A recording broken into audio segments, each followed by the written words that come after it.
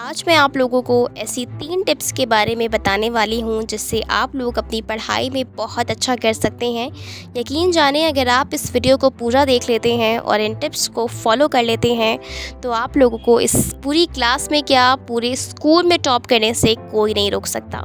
तो पहले टिप जानने से पहले अगर आप लोगों ने बाबरा खान चैनल को सब्सक्राइब नहीं किया है और इस वीडियो को लाइक नहीं किया है तो जल्दी से कर लें, क्योंकि भाई इस तरह के कंटेंट, इस तरह के वीडियोस आप लोगों को इस चैनल पे मिलती रहेंगी जो कि बहुत ज़्यादा हेल्पफुल रहने वाली हैं आप लोगों के लिए। सो पहली टिप जो कि सबसे ज़्यादा बच्चे फॉलो नहीं करते हैं लेकिन करना चाहिए, कि जब भी आप किसी चीज़ को लॉन्ग टर्म मेमोरी में सेव करना चाहते हैं, लंबे टाइम तक याद रखना चाहते हैं, तो आप लोगों को ये टिप फॉलो करनी है, जो कि है आपने जो भी कॉन्सेप्ट पहले पढ़ा है या जो भी आप पढ़ रहे हो या फिर आप जो भी पढ़ोगे, इन तीनों कॉन्सेप्ट्स को आपको आपस में इंटरलिंक्ड करके चलना है। मान लीजिए मैंने एक हिस्ट्री में कोई चैप्टर पढ़ा और वो मुझे बिल्कुल याद नहीं हो रहा है, तो मैं क्या करूँगी, उसे स्टोरी की फॉर्म में पढ़ने की कोशिश करूँगी और उसे मेमोराइज़ करने की कोशिश करूँगी, जिससे होगा क्या कि मुझे एक कॉन्सेप्ट के बाद दूसरा कॉन्सेप्ट ऑटोमेटिकली याद हो जाएगा, याद आ जाएगा, और इससे क्या होगा कि मुझे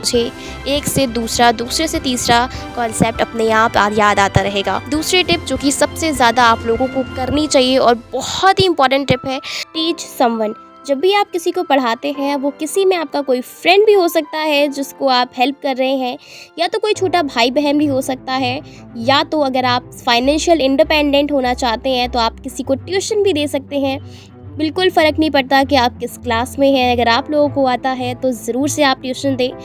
और बहुत अच्छा फैक्टर है ये आप लोगों के लिए। तो जब भी आप किसी को पढ़ाते हैं तो 3 सक्सेस सेंसेस आपके ज़रूर से एक्टिवेट होते हैं, कि जब भी आप लिख के किसी को समझा के पढ़ाते हैं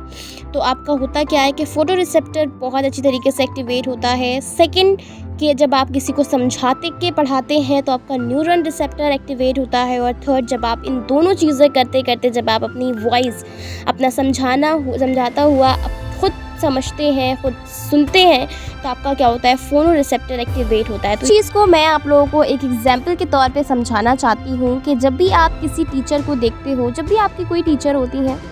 मान लीजिए कि आप किसी 8th क्लास में थे और अब आप 9th क्लास में आ गए हो, लेकिन आपकी वो जो टीचर थी वो 8th क्लास को पढ़ा रही थी और अब भी पढ़ाएंगी,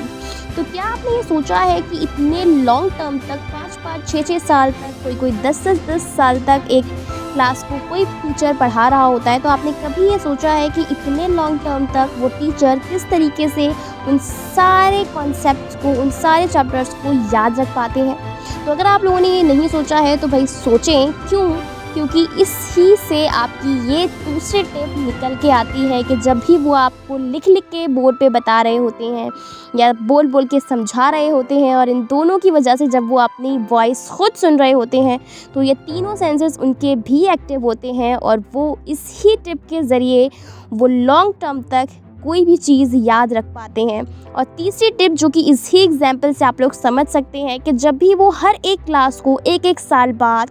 एक चीज़ बार बार पढ़ के बता रहे हैं, रिकॉल करते हैं, तो यहीं से थर्ड टिप निकल के आती है, कि इसका मतलब है कि रिवीजन बहुत ज़रूरी है और ये आपकी लॉन्ग टर्म मेमोरी में सेव होने के लिए बहुत इंपॉर्टेंट फैक्टर है। तो अगर वीडियो अच्छी लगी हो तो कॉमेंट में ज़रूर बताना, और बताना कहाँ से आप लोग देख रहे हैं।